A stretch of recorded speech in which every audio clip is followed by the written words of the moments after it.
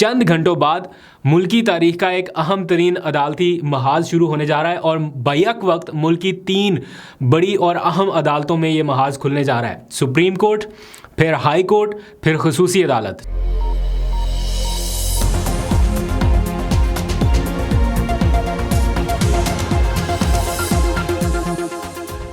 बिस्मिल्लाहिर्रहमानिर्रहीम, अस्सलाम वालेकुम। पाकिस्तान और दुनिया भर में देखने और सुनने वालों को अब्दुल कादिर का सलाम।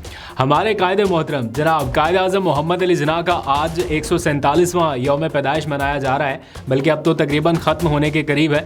तो कायद जाते जाते एक बड़ा ज़बरदस्त मैसेज दे के गए थे कि मुसलमान मुसीबत में घबराया नहीं करते। तो उनका भी मैसेज यही था कि घबराना नहीं है। प्लस जो सबसे इम्पॉर्टेंट था, यूनिटी, फेथ, डिसिप्लिन, अगर उसी की तरफ वापस रुजू कर लें या उसी की तरफ लौट जाएँ तो बहुत सारे मसाइल हमारी इस कौम के या इस मुआशरे के हल हो सकते हैं। और कुछ ना सही तो कम से कम यूनिटी तो दिखानी चाहिए, लेकिन हम उस यूनिटी से बहुत दूर हैं और काफ़ी ज़्यादा पोलराइजेशन और काफ़ी ज़्यादा तकसीम है। देखते हैं कब कायद के उस फरमान की तरफ लौटते हैं।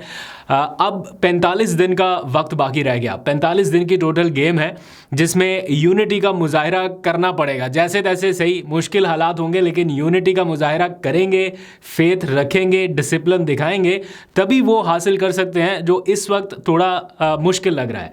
तो देखते हैं कि पाकिस्तान की कौम का या पाकिस्तान की किस्मत का जो फ़ैसला है वो पाकिस्तान के अवाम ही करते हैं या बंद कमरों में कहीं पे ये डिसीजन होता है। आने वाला वक्त बताएगा। लेकिन दूसरी तरफ धड़ाधड़ सर्वेज हो रहे हैं और एक के बाद एक सर्वे जो है वो टेबल पे रखा जा रहा है कि जनाब मकबूलियत यहाँ पे और मकबूलियत यहाँ पे। तो कंपैरिजन हो रहा है, लेकिन डर जो है ना वो लग रहा है और तसल्लियाँ दी जा रही हैं कि हालात बेहतर हो गए कि पीटीआई की ये सिचुएशन और आप तो जनाब अकेले ही हैं, मैदान आपका है तो आप छा जाएंगे। लेकिन फिर भी एक सरप्राइज़ एलिमेंट का डर है कि वो पीटीआई का नाराज़ वोटर या गुस्से में भरा हुआ वोटर वो स्ट्राइक बैक कर सकता है, वो रिटेलिएट कर सकता है और उसकी वजह से असल डर लगा हुआ है। और ये सारे सर्विस जो बताए जा रहे हैं कि तसल्ली बख्श हैं, उनमें तसल्लियाँ कहीं पे नज़र आ नहीं रही हैं। तो बात ये है कि जनाब इलेक्शन से डर नहीं लगता, ये जो वोट है इनसे डर लगता है। वोटों से बचाओ, पीटीआई के लोगों से बचाओ। खैर आगे बढ़ते हैं। चंद घंटे ही बाकी हैं। अब चंद घंटों बाद मुल्की तारीख का एक अहम तरीन अदालती महाज शुरू होने जा रहा है और बैक वक्त मुल्क की 3 बड़ी और अहम अदालतों में ये महाज खुलने जा रहा है। सुप्रीम कोर्ट, फिर हाई कोर्ट, फिर खसूसी अदालत। सुप्रीम कोर्ट में क्या है, हाई कोर्ट में क्या है, ये सारी डिटेल आपको बताता हूँ। पीटीआई का बल्ला पेशावर हाई कोर्ट, इमरान खान का साइफर केस खसूसी अदालत और इमरान खान की अहलियत का जो मामला है वो सुप्रीम कोर्ट की जानिब जा रहा है। काफ़ी हद तक तो मूव ऑन कर गया। एक एतराज़ आया, अब उसे भी दूर करने की कोशिश की जा रही है कि इमरान खान तो होगा, इलेक्शन लड़ना है, उसके लिए इमरान खान का होना बड़ा ज़रूरी है। और ये सारी जिम्मेदारी अब अदलिया के कंधों पर आ चुकी है। फैसला अदलिया ने करना है। क्या अदलिया किसी को सहारा फराहम करेगी कि एक पार्टी इलेक्शन से बाहर हो जाए या उसका सरबरा इलेक्शन से बाहर हो जाए? क्या ये इल्ज़ाम अदलिया अपने ऊपर आने देगी? मुझे नहीं लगता। मुझे लगता है कि कोई ना कोई वे आउट इसका आखिर में जाते जाते निकल आएगा, क्योंकि अभी भी 10 जनवरी तक का वक्त है पीटीआई के पास अपने वो जो बल्ले का निशान 10 जनवरी तक अगर पीटीआई के पास आ गया तो मामला वापस सुधर सकते हैं। तो ये बल्ले का निशान बहाल होने में कोई बहुत ज़्यादा वक्त नहीं लगेगा। कल पहला वर्किंग डे है। इस वीकेंड के बाद तो पीटीआई की ये कोशिश है, बल्कि उन्होंने पिटीशन तैयार कर ली है। ये मैं आपको अपने ज़राए से कंफर्म बता रहा हूँ। पिटीशन तैयार है, सिर्फ फाइल करनी है और कल पेशावर हाई कोर्ट में हंगामी नोयत की ये दरख्वास्त दायर हो जाएगी और ये अपील की जाएगी कि इसको मुफाद आमा का केस समझते हुए फौरी सुना जाए। और हंगामी तौर पे अगर कल ही ये केस सुना गया तो पीटीआई ये कोशिश करेगी कि इंटरिम रिलीफ जो है, वक्ती रिलीफ, स्टे ऑर्डर की शक्ल में वो ले ले। यानी अगर पेशावर हाई कोर्ट ने इलेक्शन कमीशन के फैसले को मुअत्तल कर दिया तो उसी लम्हे उसी वक्त पीटीआई का बल्ला जो है वो बहाल तस्वुर हो जाएगा। और ये सारा जो प्रोसेस है ये इसी तरह आगे बढ़ेगा, बिकॉज पेशावर हाई कोर्ट ने ही हुक्म दिया था इलेक्शन कमीशन को कि 22 दिसंबर तक इसका फैसला करें। ये नहीं हो सकता कि आप मामले को लटकाते जाएं और आखिर में जाके ये सारा कुछ करें जब पीटीआई के पास वक्त ही ना बाकी बचे।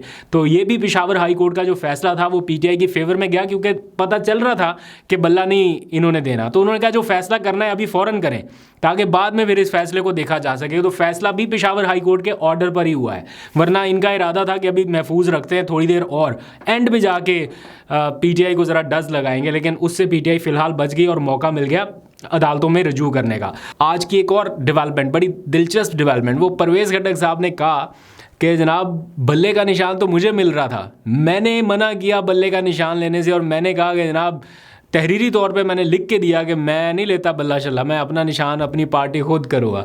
इतना कॉन्फिडेंस है परवेज़ खट्टक साहब में, और वो कहते हैं कि मैंने खुद अपनी पार्टी बनाई, मैं लोटा नहीं हूँ, मैं छोड़ के किसी और पार्टी में नहीं गया, अपनी खुद की पार्टी बनाई है। तो ये वो कह रहे थे।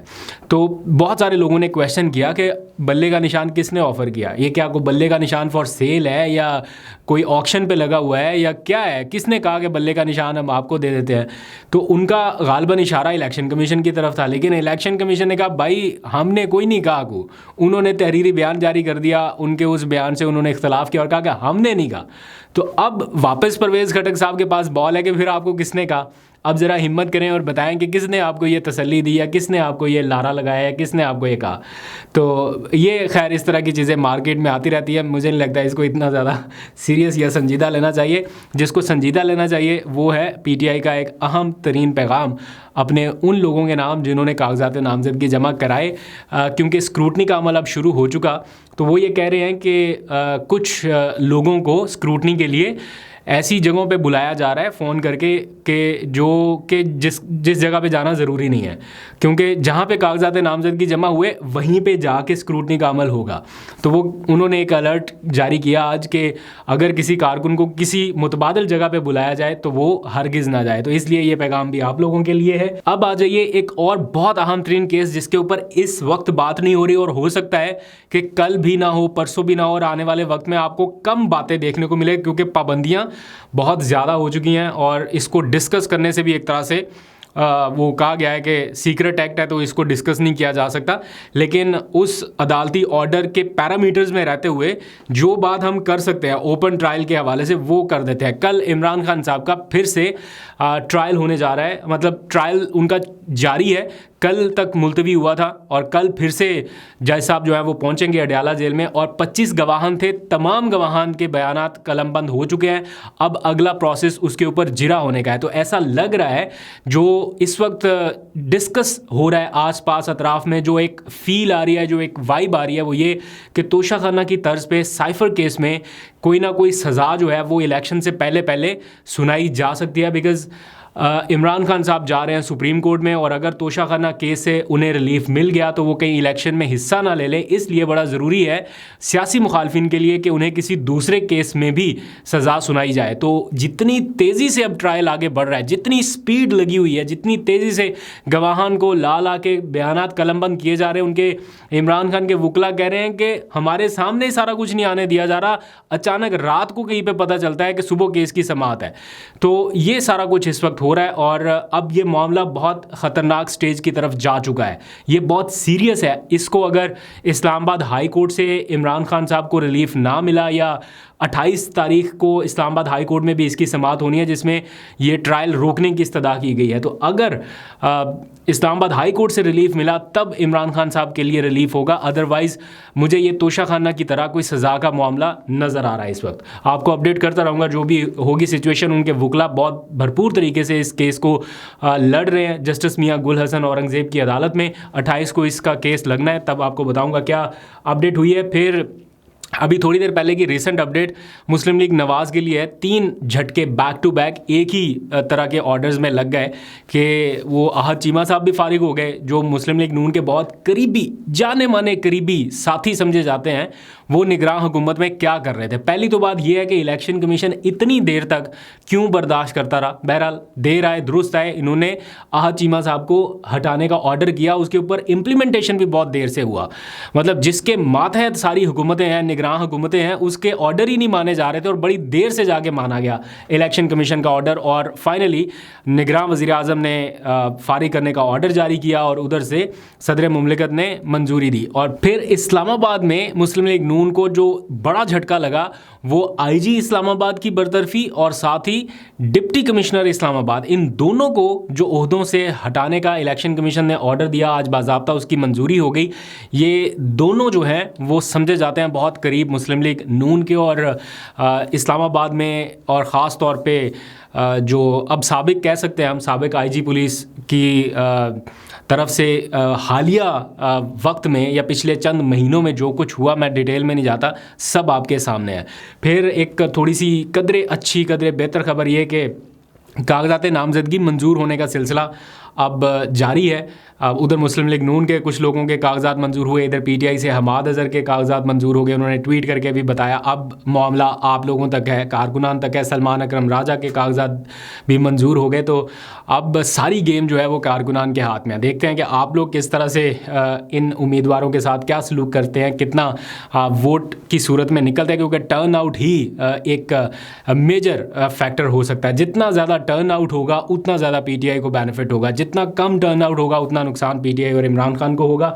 फिर अब इलेक्शन कैंपेन जो है वो बाकायदा शुरू हो गया और मैं देख रहा हूँ कि कुछ लोगों ने बाकायदा अपनी मुहिम शुरू कर रखी है। उस्मान डार की वालदा रेहाना इम्तियाज़ डार अब वोट मांगने के लिए अवाम के दरमियान है।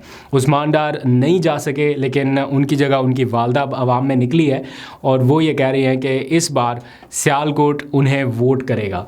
तो सियालकोट से अगर कोई देख रहा है वीडियो तो बताइए कि आपका वोट है उस्मान डार की वालदा के लिए, या उस हल्के के लोग अगर देख रहे हैं तो बता सकते हैं। जो भी अपडेट होगी आपको करता रहूँगा साथ साथ, बिकॉज ये इलेक्शन का माहौल है तो इलेक्शन सेल पूरी तरह से एक्टिव रखेंगे और आपको लम्हा ब लम्हा की अपडेट देते रहेंगे। अभी तक के लिए इतना ही। अपना बहुत सा ख्याल रखिए। अल्लाह हाफिज़।